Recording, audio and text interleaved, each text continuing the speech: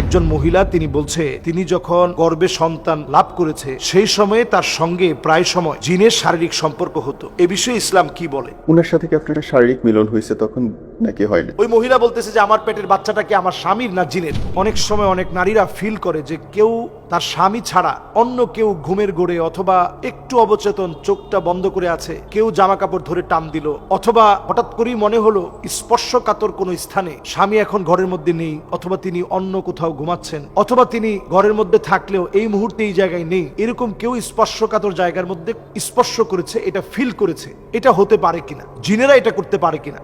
হ্যাঁ, এক্ষেত্রে এটা 100% সত্য, জিনেরা এটা করতে পারে। এবং জিনদের মধ্যে যারা দুষ্ট প্রকৃতির তারা মহিলাদেরকে খুব খেয়াল রাখে যে মহিলারা যখন চুল ছেড়ে ঘুমায়, এটা খুব ভালোভাবে আমাদের খেয়াল করা উচিত। একেবারে আপনি যখন চুলগুলো ছেড়ে ঘুমাচ্ছেন, মাছের হাড় কাটা অথবা মুরগির হাড় এগুলা সব আপনি ফেলে দিলেন পানির মধ্যে ফেলে দেওয়ার পর আপনি এবার যখন জিনের খাবারের মধ্যে আপনি পানি ঢেলে দিলেন, সে যখন খেতে পারলো না, পকারান্তরে সে আপনার ক্ষতি করার চেষ্টা করবে। খুব স্বাভাবিকভাবেই জিন আপনার ক্ষতি করবে। এই যখন ক্ষতি করার চেষ্টা করবে, ধরেন অনেক সময় স্বামী কাজটা করেছে, পানি ঢেলে দিয়েছে, জিনের কাছে খুব খারাপ লাগলো, বিরক্ত লাগলো যে আমার খাবারটা নষ্ট করলো। স্বামী আবার ওই দিন সুন্দরভাবে ফজরের নামাজের পরে সূরা ইখলাস পড়েছে, ফালাক পড়েছে, নাস পড়েছে, এরকম 3 বার পরে শরীরটাকে বন্ধ করে নিয়েছে। কিন্তু স্ত্রী তিনি এখন হায়েজা অবস্থায় আছে, অসুস্থ অবস্থায় আছে, তিনি কিছুই পড়তে পারে নাই। চুলগুলো একেবারে খোলা মেলা রেখে সতরটা অনেকটা বের করা, কারণ মহিলাদের ঘরের ভিতরে তো স্বামীর সামনে অনেক ধরনের পোশাক পরা যায়, কিন্তু আপনি এই জাতীয় পোশাক পরে রাখলেন। একদিকে আপনি হায়েজা অসুস্থ অবস্থায় আছেন,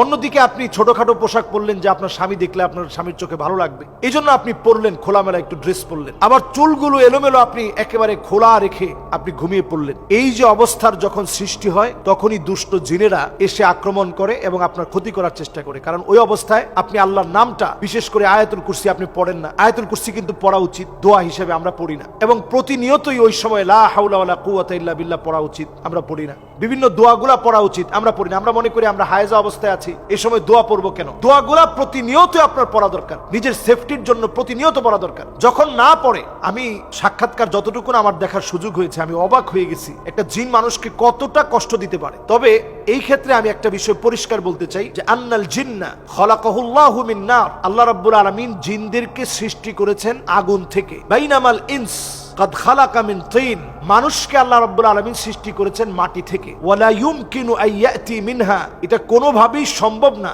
আইয়াতি মিনহুমা খালকান তাজতামিউ ফীহি সিফাতুল ইনস ওয়াল জিন, এরকম কোন সন্তান জন্ম নিবে না যার মধ্যে মানুষ এবং জিনের উভয়ের কিছু বৈশিষ্ট্য ঢুকে গেছে, এরকম কোন বাচ্চা জন্ম নিবে না। এজন্য আমি ওই বোনকেও জানাতে চাই, যিনি এই এপিসোডটা ছেড়েছেন, তাকেও জানাতে চাই এবং দর্শকদেরকেও এটা শুনিয়ে দিতে চাই যে আপনার গর্ভে যে বাচ্চা, ওই মহিলা বলতেছে যে আমার পেটের বাচ্চাটা কি আমার স্বামীর না জিনের। জিনের পক্ষ থেকে বাচ্চা হওয়া এটা একেবারে অসম্ভব। কারণ আল্লাহ রাব্বুল আলামিন আমাদেরকে সৃষ্টি করেছেন মাটি থেকে, জিনদেরকে সৃষ্টি করেছেন আল্লাহ রাব্বুল আলামিন আগুন থেকে। দুয়ের মধ্যে অনেক সময় স্পর্শ হতে পারে, সে আপনার স্পর্শকাতর জায়গার মধ্যে ক্ষতি করার জন্য, নানাভাবে আপনাকে ডিস্টার্ব করার জন্য, ব্যথিত করার জন্য হাত দিতে পারে, স্পর্শ করতে পারে। এতে করে আপনি ঘুমের মধ্য থেকে যখন জাগ্রত হলেন, স্বাভাবিকভাবে কিছু দৃশ্য আপনার কাছে এমন মনে হতে পারে যে কিছু একটা হয়েছে, অথবা সে অন্য কোনোভাবে তার নিজস্ব মধ্য দিয়ে নিজের যৌন চাহিদা চরিতার্থ করতে পারে ভিন্নভাবে। আপনি ঘুম থেকে উঠে দেখলেন আপনার চারপাশে কিছু আলামত, কিছু দৃশ্য দেখে আপনি মনে করলেন যে মনে হয় আমার সাথে শারীরিক একটা সম্পর্ক হয়েছে। আসলে কোনো শারীরিক সম্পর্ক জিন এবং মানুষের ভিতরে একেবারেই সম্ভব না। এবং পরের কথাগুলো একটু আপনি খেয়াল করেন, মুশিরান ইলা আল্লাহ ইউজাদ নাউউন সালিস, তৃতীয় কোন প্রকার জিন আর মানুষের সমন্বয় সহ পরে বাচ্চা হবে এমন কোন সৃষ্টি আল্লাহ রাব্বুল আলামিন দুনিয়ার বুকে সৃষ্টি করেননি। বাইনা নারিয়া ওয়াত তিনিয়া, যেটা আগুন আর মাটির মধ্য দিয়ে আল্লাহ তাআলা বানাবেন, এমন কোন সৃষ্টি আল্লাহ রাব্বুল আলামিন করেননি। কাজেই আপনি যদি মনে করেন যে হয়েছে, তার সাথে কুরুচিপূর্ণ আচরণ হয়েছে, না, বরং স্পর্শ করেছে, এইগুলো থেকে বাঁচার জন্য। এবং ওই বোনটা বলতেছিল কখনো কখনো সে দেখেছে তার সন্তানের আকার ধারণ করে মায়ের সঙ্গে খারাপ দৃষ্টি দিয়ে, লোলুপ দৃষ্টিতে মায়ের গায়ে হাত দেওয়ার জন্য এসেছে। এটাও দুষ্ট জিনদের দ্বারা সম্ভব, এটাও দুষ্ট জিনদের দ্বারা সংগঠিত হওয়া সম্ভব। যখনই এই জাতীয় কর্মকাণ্ড সংগঠিত হবে, তখন আপনি আল্লাহর কাছে এই বলে দোয়া করবেন যে আল্লাহ, আপনার শক্তির চাইতে আল্লাহ জিনের শক্তি বড় হতে পারে না, আল্লাহ আপনি হেফাজত করেন। আমি গত কয়েকদিন আগে নাটোর গিয়েছি প্রোগ্রামে, আমার অত্যন্ত কাছের সেই ছেলেটা আসার পরে আমি দেখি তার হাতটা ভেঙে গেছে। তো আমি বললাম তোমার হাত ভাঙলো কেমনে? ছেলে মানুষ বলতেছে হুজুর প্রায় সময় আমার লজ্জাস্থানে সে হাত দেয়, এবং এই লজ্জাস্থানে হাত দেওয়ার কারণে আমার সাথে জাগ্রত অবস্থায় আমার সাথে বেশ দস্তাদস্তি হয়। দস্তাদস্তির এক পর্যায়ে আমার এই হাতটা ভেঙে যায়। তো আমি বললাম যে জাগ্রত অবস্থায় না ঘুমন্ত অবস্থায়? বলতেছি হুজুর আমার কাছে মনে হচ্ছিল জাগ্রত অবস্থায়, আবার আমি সেই সময় ঘুমায়ও ছিলাম, ঘুমের মধ্যে একটু অবচেতন হয়েছি, এমন একটা সময় এই ঘটনা ঘটেছে। এরপরে তার হাত ভেঙেছে, আমি আমার নিজের চোখে দেখছি, একেবারে ব্যান্ডেজ করা, এবং দৃশ্যগুলো আমাকে দেখিয়েছে। তো এই জাতীয় কর্মকাণ্ড হতে পারে, তারা অনেক সময় বিভিন্ন আকার আকৃতিতে মানুষকে ভয় দেখাতে পারে। এই জন্য আমরা যখন ঘরে প্রবেশ করব, আমরা সালাম দিয়ে প্রবেশ করব, আসসালামু আলাইকুম ওয়া রাহমাতুল্লাহ বলে আমরা প্রবেশ করব, বিসমিল্লাহির রহমানির রহিম বলে প্রবেশ করব। ঘর থেকে যখন বের হব তখন আমরা বিসমিল্লাহি তাওয়াক্কালতু আলাল্লাহ বলে ঘর থেকে বের হব। আমরা যখন খাবার খাবো, কাটা হাড় এগুলো সব আমরা অন্য জায়গায় ফেলবো, আলাদা রেখে দেব। প্রয়োজনে আমরা একটা পলিথিনের মধ্যে আমরা দিয়ে রাখবো।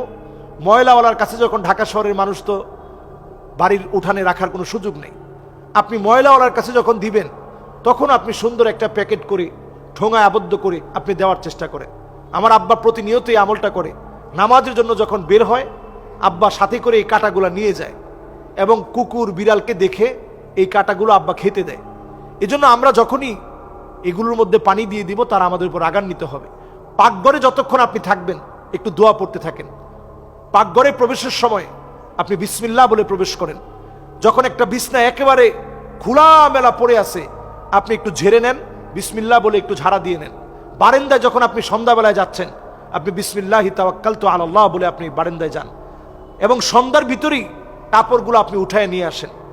একেবারে দরজা খুলে আপনি ঘুমাবেন না। বাথরুমের টয়লেটের দরজাটা আপনি খোলা রাখবেন না। ঘরের মধ্যে আপনি বাচ্চাদের ছোট ছোট কমোডের মধ্যে পেশাব জমিয়ে রাখবেন না।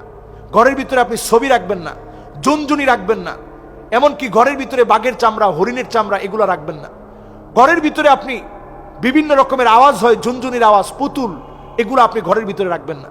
ইনশাআল্লাহ দেখবেন এই জাতীয় দুষ্ট জিনের চক্রান্ত থেকে আল্লাহ তাআলা হেফাজত করবে। আসসালামু আলাইকুম ওয়া রাহমাতুল্লাহি ওয়া বারাকাতুহু।